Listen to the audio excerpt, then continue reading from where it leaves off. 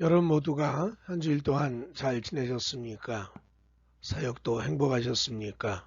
늘 복되고 평안하시기를 간절히 바랍니다. 오늘은 바울의 성령에 대한 이해를 살펴보도록 하겠습니다. 바울은 유대교에서 성장한 사람이고 랍비의 교훈을 받은 사람입니다. 그러나 이미 구약 성경에 하나님의 영에 대한 얘기를 알고 있기 때문에 성령에 대해서도 잘 이해하고 이것이 예수님과의 연결 그리고 성령의 사역과 은사와 열매에 대해서 많이 알고 있는 사람이 바울입니다. 그래서 오늘은 바울의 성령에 대해서 살펴보도록 하겠습니다. 먼저 구약 성경의 성령을 어떻게 이해했는가?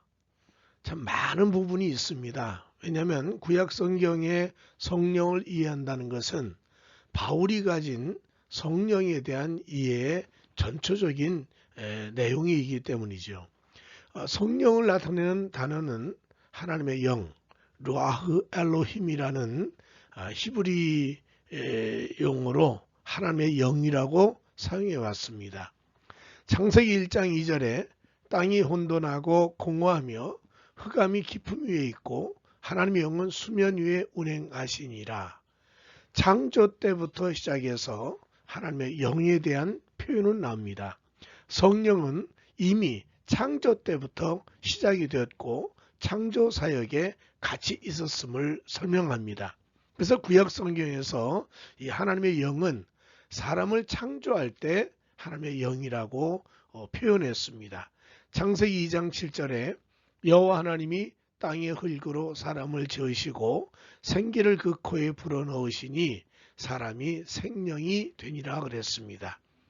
하나님의 영을 사람의 속에다가 넣었다. 그래서 사람의 영도 하나님의 영이라고 이해할 수 있다는 얘기죠.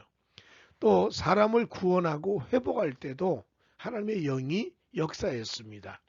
에스겔 37장 5절을 보면 주 여호와께서 이 뼈들에게 이같이 말씀하시기를 내가 생기를 너에게 들어가게 하리니 너희가 살리라. 마른 뼈와 같은 이스라엘 민족에게 하나님이 생기를 주심으로 인해 가지고 모두가 회복이 되고 구원된다는 말씀이겠지요. 또 사람을 돕고 인도하며 지도할 때도 하나님의 영은 역사했습니다. 창세기 41장 38절에 바로가 그의 신하들에게 이르되 이와 같이 하나님의 영에 감동된 사람을 우리가 어찌 찾을 수 있으리요. 요셉을 보면서 요셉이 단순히 인간의 지식이나 인간의 능력으로 꿈을 해석하거나 생활을 인도받은 것이 아니라 하나님의 영으로 인도를 받았다는 겁니다. 그러므로 구약 성경에서 성령은 창조라든지 인간의 구원, 회복, 때로는 인간을 인도하고 지도하는 모든 곳에 하나님의 영이 역사했음을 알 수가 있습니다. 그래서 이 하나님의 영은 하나님과 동등한 신의 모습으로 부각이 됐습니다. 그러면 예수님께서 가르치신 성령님은 어떤 분이십니까? 예수님은 성령님을 하나님으로 인정하셨고 예수님과 동등하신 하나님으로 인정하셨습니다. 예수님과 성령님은 같은 한 위에 위치에 있으시고 하나님과 예수님과 성령님은 하나님이라는 것을 인정하신 분이 예수님이셨습니다. 마태복음 28장 19절에 그러므로 너희는 가서 모든 민족을 제자로 삼아 아버지와 아들과 성령 이름으로 세례를 베풀고 예수님께서는 아버지와 아들과 성령이라는 이름으로 세례를 베풀고 그랬는데 그 이름이란 그 네임이라는 영어를 보게 되면 NIV 같은 경우는 단수로 쓰고 있습니다. 그 말은 아버지와 아들과 성령이 하나임을 뜻하는 것이라고 생각이 듭니다. 또 예수님께서는 성부 하나님, 성자 예수님, 성령 하나님을 한 본질을 소유하신 존재 양식으로 존재하시는 하나님으로 인정하셨습니다. 그리고 예수 이후의 시대는 성령님의 시대임을 말씀하셨다고 봅니다. 요한복음 16장 7절에 내가 너에게 실상을 말하노니 내가 떠나가는 것이 너에게 유익이라. 내가 떠나가지 아니하면 보혜사가 너에게로 오시지 아니할 것이요 가면 내가 그를 너희에게로 보내니라고 말씀하셨습니다. 예수님은 육신의 몸으로 이 땅에 오셨다가 이제 승천하시고 나면 성령님이 오시는데 그 성령님을 통해서 새로운 시대가 열려질 것을 미리 말씀한다고 생각합니다. 이제 바울이 가진 성령님에 대해서 말씀을 나누겠습니다. 바울은 유대교에서 신앙생활한 사람입니다. 그러므로 구약 성경이 말하는 하나님의 영에 대해서도 정확히 알고 있습니다. 그리고 예수님이 말씀하신 성령님에 대해서는 잘 모르지만 그러나 바울은 분명한 성령의 체험이 있었습니다. 마치 제자들이 오순절날 성령의 권능을 받고 저들이 성령의 역사를 체험했듯이 바울도 다메섹 도상에서 회심할 때 성령의 은사를 체험했다고 생각합니다. 이 바울의 체험이 오순절의 성령 체험만큼의 큰 사건이었고 그가 성령을 강조할 수밖에 없는 아주 중요한 요소들이 그 안에 담겨 있었습니다. 그가 성령 체험했던 것을 사도행전 9장 17절에 보면 아나니아가 떠나 그 집에 들어가서 그에게 안수하여 이르되 형제 사울아 주 곧 내가 오는 길에서 나타나셨던 예수께서 나를 보내어 너로 다시 보게 하시고 성령으로 충만하게 하신다 하니 아나니아가 바울에게 안수함으로 인해 가지고 성령의 충만함을 받았습니다. 그리고 그는 바로 눈에서 비늘같은 것이 떨어져서 밝은 세계를 볼 수 있는 기적을 체험했습니다. 이 다메섹 노상에서의 성령의 체험은 구약에서 말했던 하나님의 영의 역사를 그가 직접 경험했던 것입니다. 성령님을 체험했던 바울은 성령님을 부활하신 그리스도의 영이라고 확실한 거 있습니다. 예수님은 성령을 자신의 영으로서 자신의 사역을 위해 보내시고 성령을 통해서 일하신다고 생각했습니다.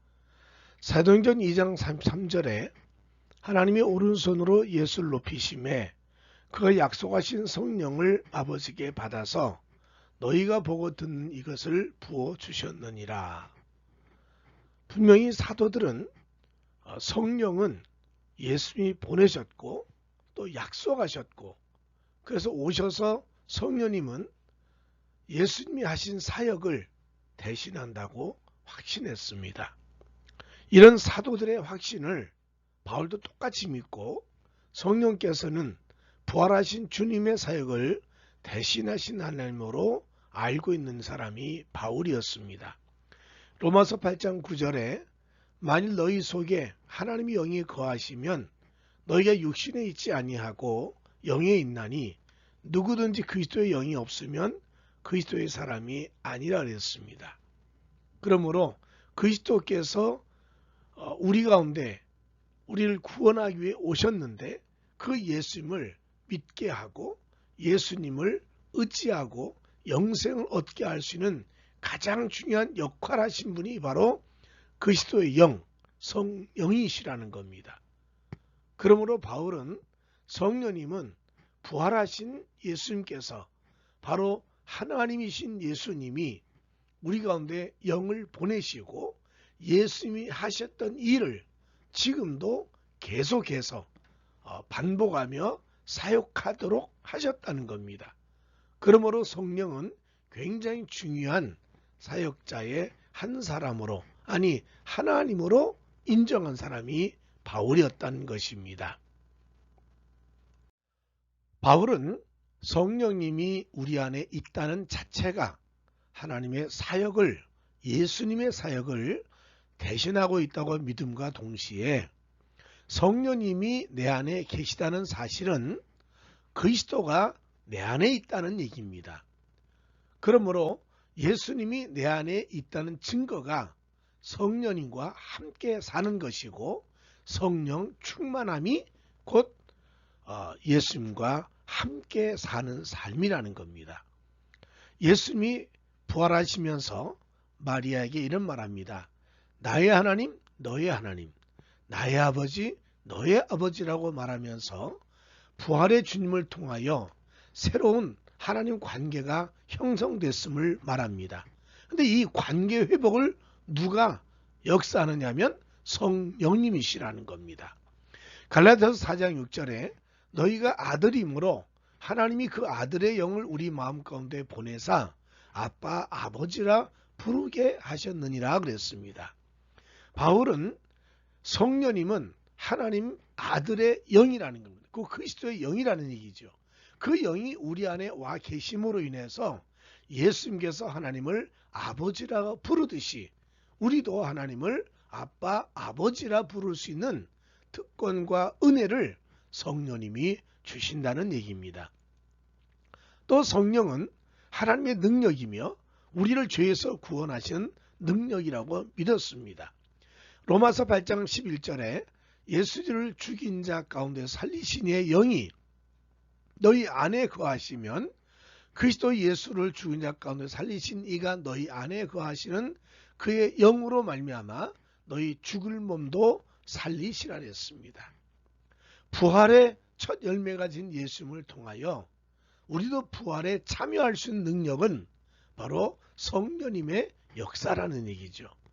우리를 죄에서 구원하고 생명을 주시고 부활에 참여하는 특권을 성령님이 우리 가운데 오심으로 인하여 그 능력이 나타났다는 얘기죠. 또 고린도후서 3장 17절에 주는 영이시니 주 영이 계신 곳에는 자유가 있느니라 그랬습니다.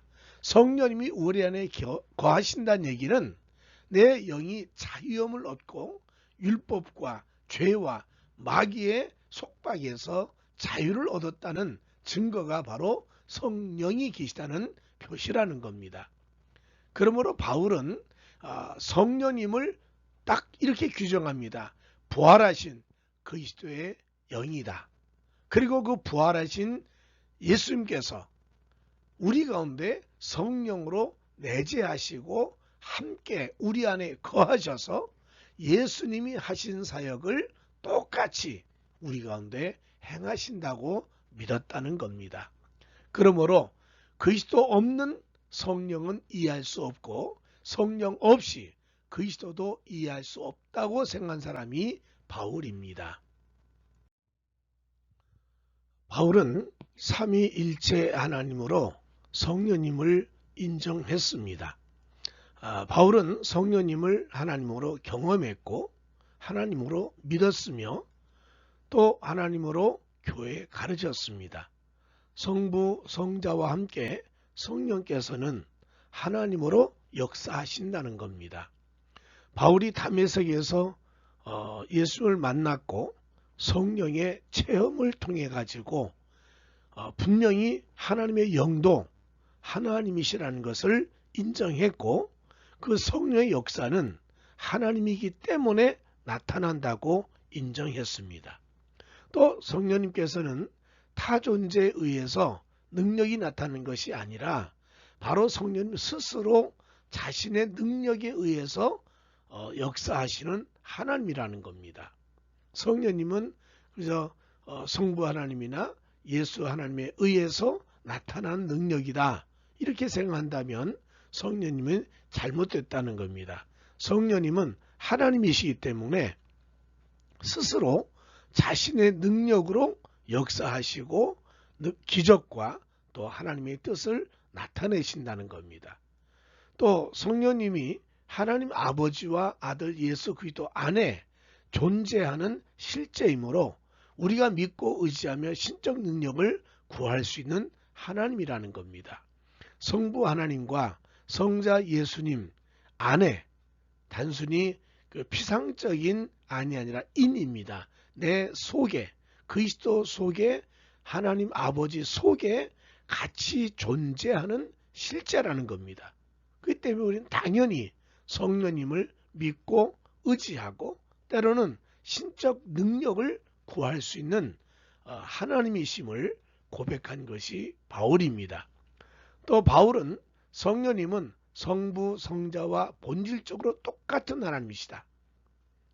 질적으로 차이가 없다는 겁니다.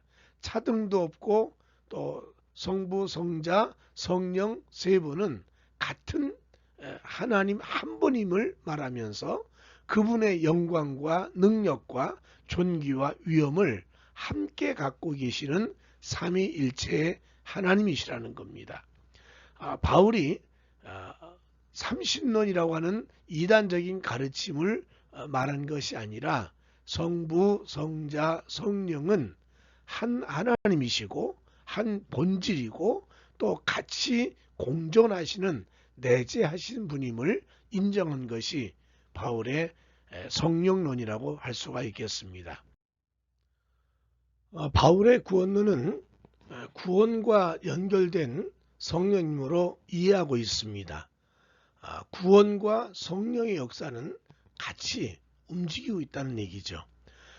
우리가 학자들이 말하기를 누가, 요한, 바울의 성령의 이해를 차이점을 둔다 그런다면 누가는 성령의 체험적인 사건, 즉 성령 충만에 관심이 있다는 겁니다.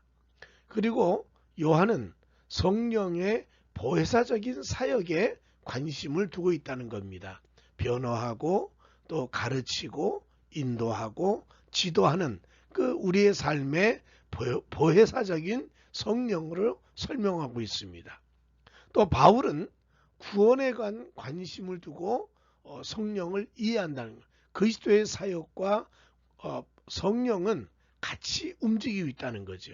그래서 누가, 요한, 바울은 같은 성령의 역사를 말하는 것 같지만 관점의 차이를 볼 수 있다는 겁니다. 그래서 바울의 성령론은 구원론의 전반적인 기초를 형성한다고 봐도 과언이 아닙니다. 성령께서 갖고 계신 신적 능력은 하나님으로서 존재할 뿐만이 아니라 하나님으로서 사역하시는 성령의 본질을 가르쳐주고 있습니다. 성령님 스스로 자연스럽게 이 구원의 사역에 동참하시고 열매를 맺게 하시는 성령의 그 본질적인 사역도 구원에 있음을 말하고 있다는 거죠. 그리스도의 구속 사역과 밀접한 관련을 맺고 있는 이 성령론에 대해서 바울은 그 구원의 전 과정에서 한순간도 빠짐없이 성령의 사역을 이루어가고 있다고 생각했습니다. 성령의 신적 능력으로 선택, 부르심, 중생, 성화를 일으키는 사역을 하신다는 겁니다.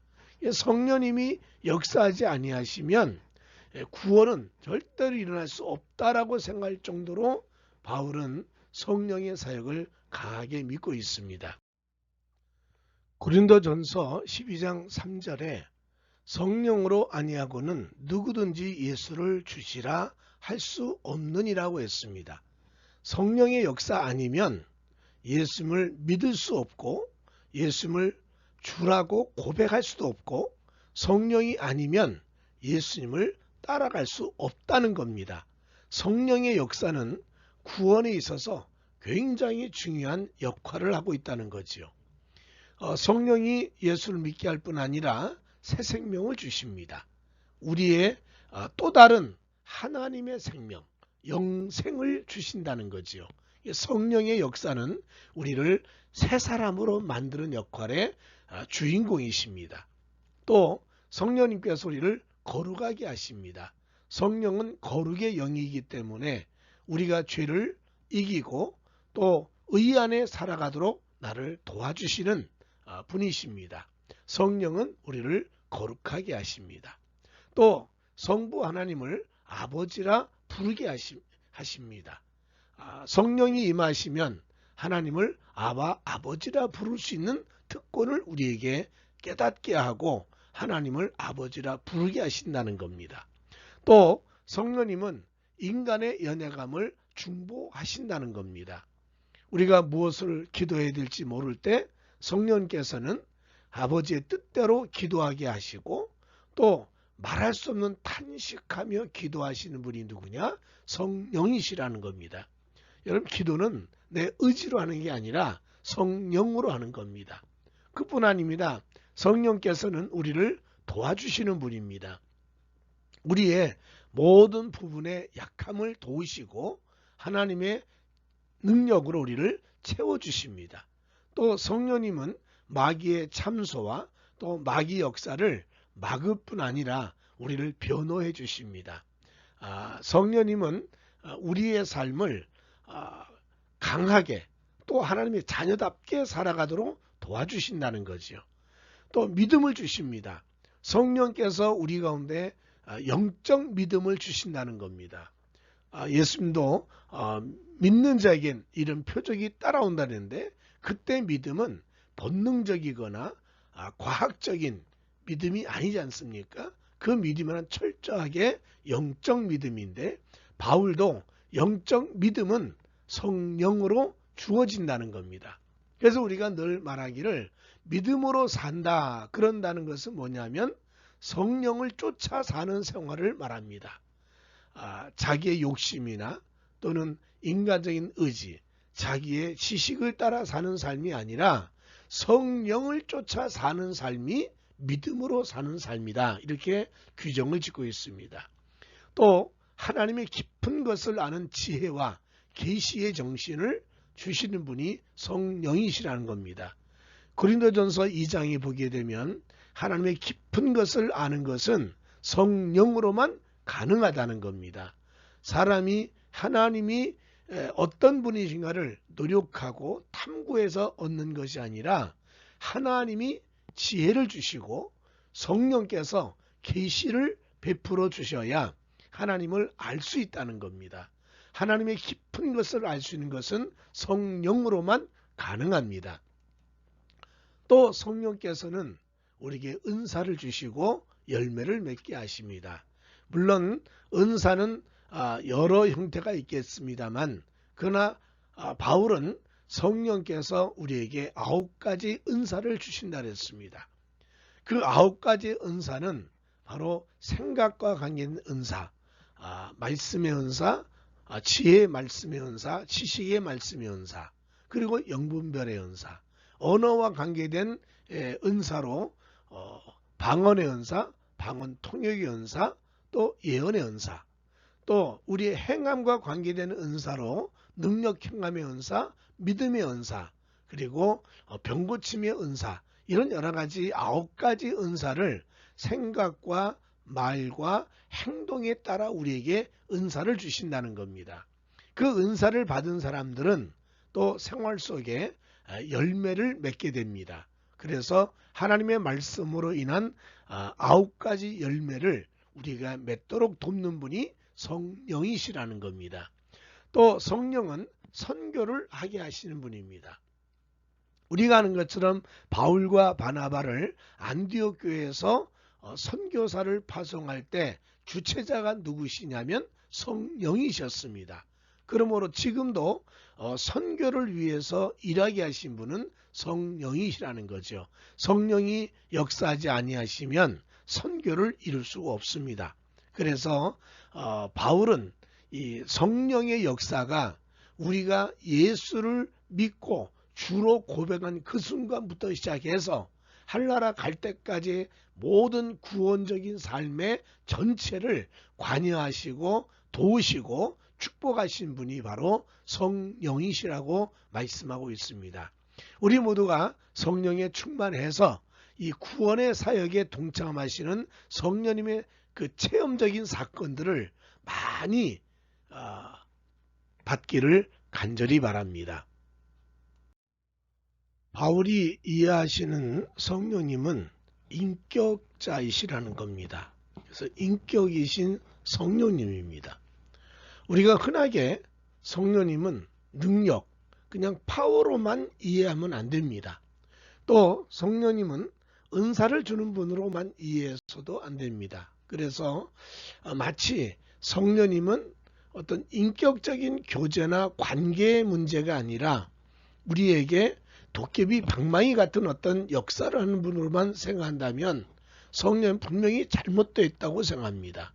근데 바울도 그런 성령님으로 이해하지 아니하고 성령님은 우리와 똑같은 인격 가지신 하나님으로 보고 있다는 겁니다.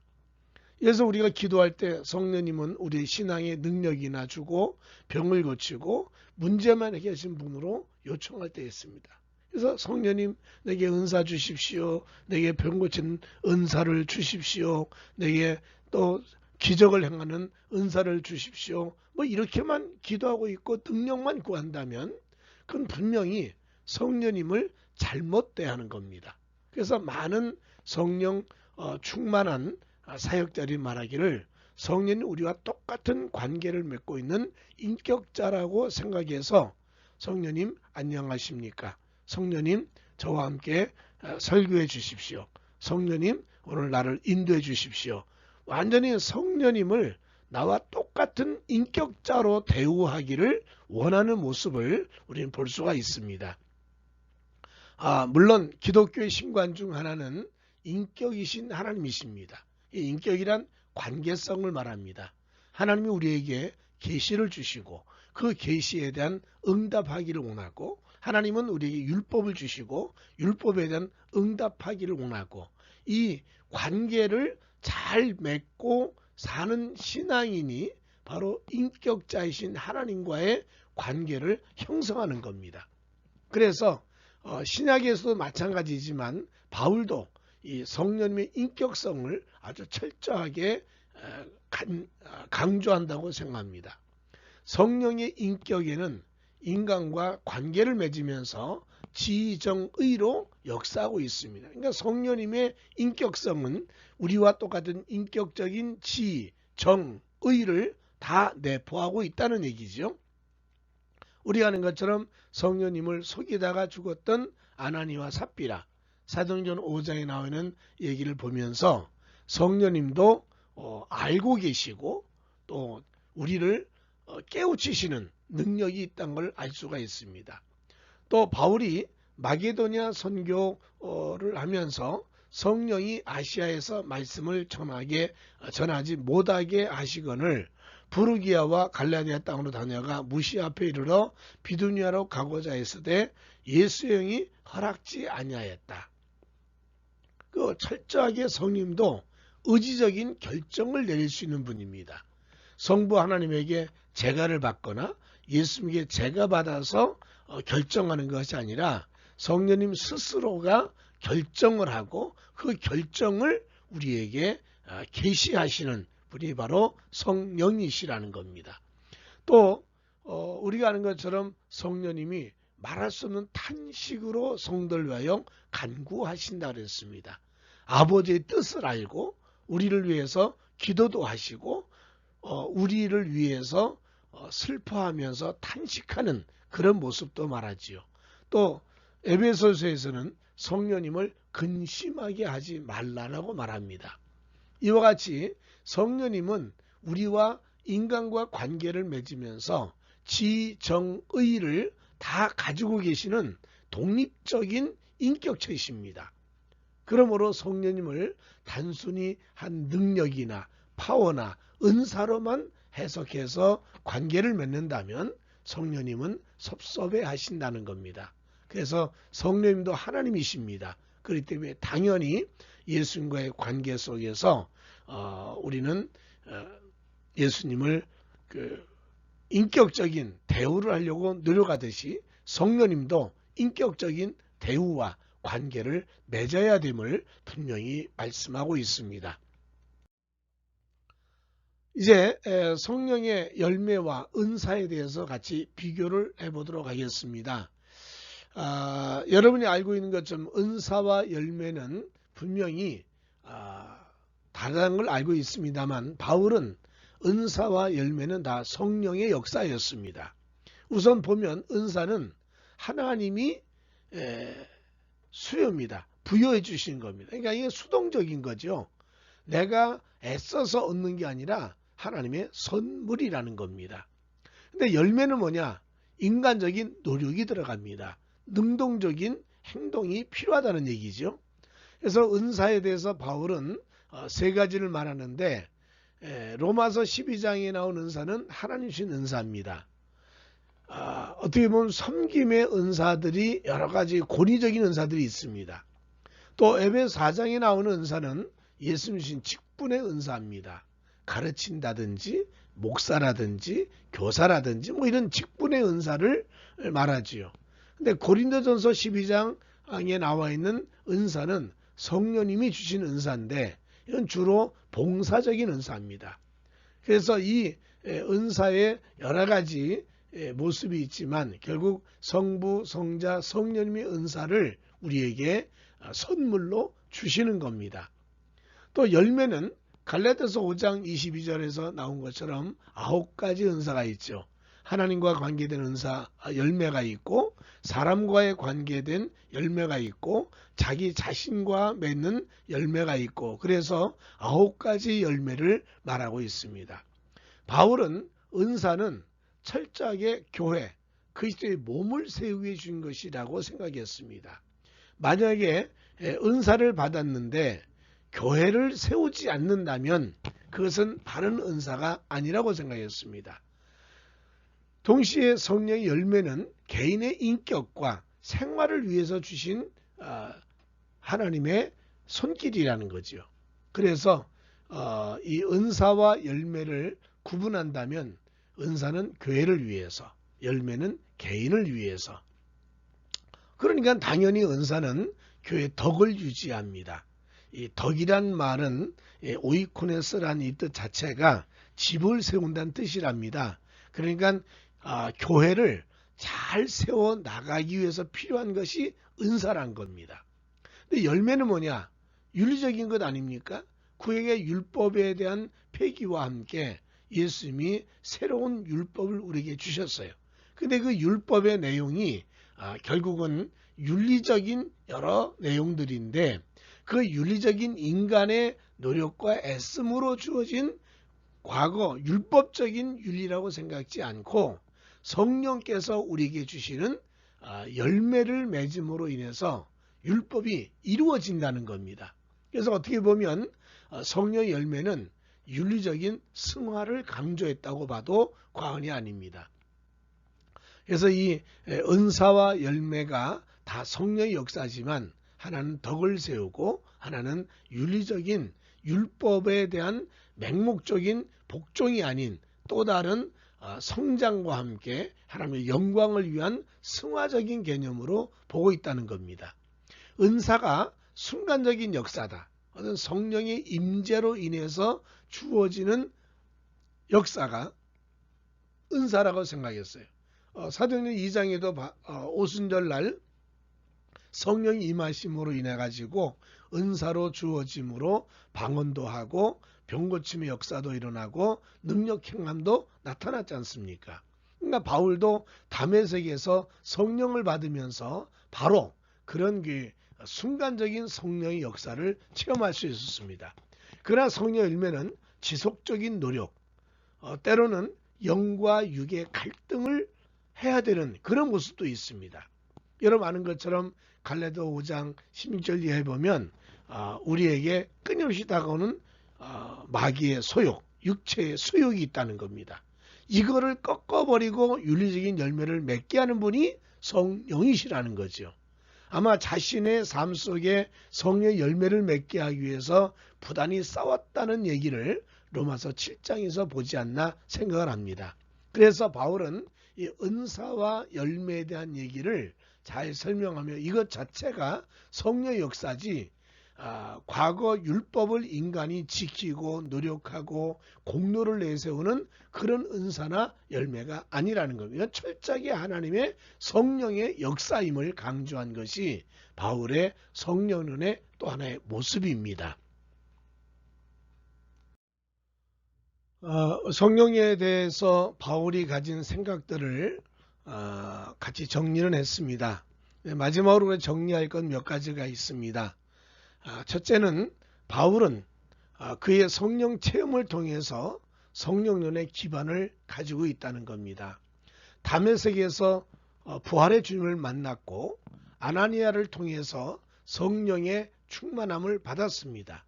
그러므로 바울은 성령의 체험적인 이 사건이 단순히 교리적으로만 접할 것이 아니라 체험적인 사건으로 만났기 때문에 바울은 성령 체험에 대한 이 사건을 정리하는 부분이 강했습니다. 그래서 체험적인 성령을 강조했고 또 유대교와 다른 삼위일체 하나님으로 고백하며 성령 역사를 이해하고 있다는 겁니다. 여러분, 유대교와 기독교의 신관의 차이는 사실 큰 건 아니었습니다. 그러나 그 차이점으로 인해서 완전히 결별하게 됐죠. 유대교는 유일신관입니다. 오직 하나님 한 분밖에 없다는 겁니다. 창조주요 역사를 지배하시는 하나님 한 분이라는 유일신교입니다. 그런데 기독교도 역시 마찬가지입니다. 유일신관을 가지고 있습니다. 그러나 거기에 한 가지 더 첨가된 것이 삼위일체입니다. 하나님은 한 분인 건 분명하지만 그 일체 안에 성부, 성자, 성령이라는 세 위가 존재하고 있음을 말하고 있습니다. 그래서 기독교의 신관은 삼위일체 유일신관입니다. 그러나 유대교는 삼위일체가 없는 유일신관이죠. 그러므로 유대교는 예수님의 사역을 또 예수님의 존재를 부인하기 때문에 삼위일체 하나님에 대해서는 수용할 수 없었던 거지요. 그런 그 전통적인 유대교의 교육을 받았던 바울이 삼위일체 유일신관인 하나님의 그 존재를 고백했고 그것도 그가 체험적으로 성령을 만났기 때문에 삼위일체 성령님을 인정하게 됐고 그 성령 역사를 그는 표현하면서 이해를 하고 있다는 겁니다. 굉장히 중요한 기독교 교리 중에 신앙 중에 중요한 요소라고 볼 수 있습니다. 그래서 바울은 성령을 그리스도의 십자가와 밀접하게 연결되어 있다는 겁니다. 그럼 성도의 구원과 연결해서 바울은 이해하고 있습니다. 단순히 예수님의 그 사역과 죽음과 부활, 승천 이것이 한 예수님의 사건이 된 것이 아니라 이건 성령님의 관여도 있었다는 겁니다. 그런데 그 예수님의 십자가와 부활의 사건 속에 꼭 우리와 관계를 맺는 체험적인 역사를 본다면 결국 구원에 관계된 겁니다. 성도의 구원과 성령론을 연결해서 성령의 역사는 구원의 전 과정에 다 골고루 역사하신 분이라는 겁니다. 이미 우리 살펴본 것처럼 새 생명을 준다든지 우리에게 하나님의 깊은 것을 알게 하는 능력을 지혜와 계시를 주신다든지 은사를 준다든지 또는 열매를 맺게 하신다든지 선교를 하게 한다든지 또 인간이 구원받는 삶 속에 거룩하게는 성화의 단계를 이끌어가는 분이 성령이시라고 바울은 철저하게 믿고 설명해 줬다는 거지요. 바울은 초대교회가 강조한 방언, 치유, 이적, 예언 등에 분명히 관심을 가지고 있어요. 그러나 성령의 은사, 또 성령의 열매에 대해서 강조하면서 성령의 은사를 성도들의 일상생활과 연결하여 정상적으로 행할 수 있는 윤리성으로 강조했다는 겁니다. 이 말은 바꿔 말하면 은사는 하나님 말씀을 지켜나가기 위해서 주시는 하나님의 선물이라는 거죠. 특별히 열매는 지속적인 성도의 성화의 반열로 승화시킨 것이다. 이렇게 이해를 했습니다. 그러니까 구약시대에 살고 있던 그 율법이라고 하는 것은 인간이 순종과 복종이라는 아주 힘들고 어려운 업적 중에 하나였다고 봅니다. 이것은 불가능했습니다. 인간의 능력으로는 가능하지 않았습니다. 그런데 예수님이 오셔서 이 모든 율법의 담을 헐어버리시고 우리로 하여금 새로운 인생을 살아갈 수 있는 길을 열어주셨는데 그 성령께서 우리에게 은사와 함께 열매를 주심으로 인하여 내가 이룰 수 없던 성화, 내가 이룰 수 없는 율법에 대한 복종을 성령이 하게 하시는데 그것도 자연스럽게 기쁨으로, 그래서 그 성령의 열매가 율법적인 사항보다 훨씬 더 강하고 높은 반열로 들어가게 했다는 거죠. 그래서 어떻게 보면 바울은 성령의 그 은사와 열매나 이런 걸 보면서 율법의 완성으로 성령의 역사를 보고 있는 것이 아닌가 이런 생각을 합니다.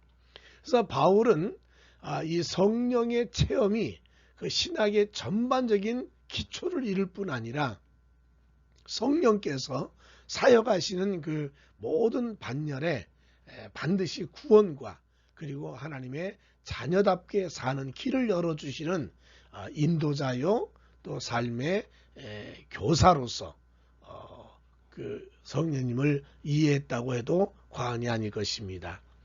물론 성령에 대한 바울의 깊은 논리적이고 교리적인 많이 있습니다만 저는 성령의 그 구원과 성도의 관계적인 몇 가지 면을 같이 살펴보았습니다. 여러분 수고하셨습니다. 하나님께서 모두에게 성령의 충만함을 더해 주셔서 내가 노력하고 애쓰는 신앙이 아니라 성령님을 쫓아서 성령님과 함께 성령의 역사를 체험하는 믿음의 삶을 살아가는 복이 있기를 간절히 주의 이름으로 축복합니다. 감사합니다.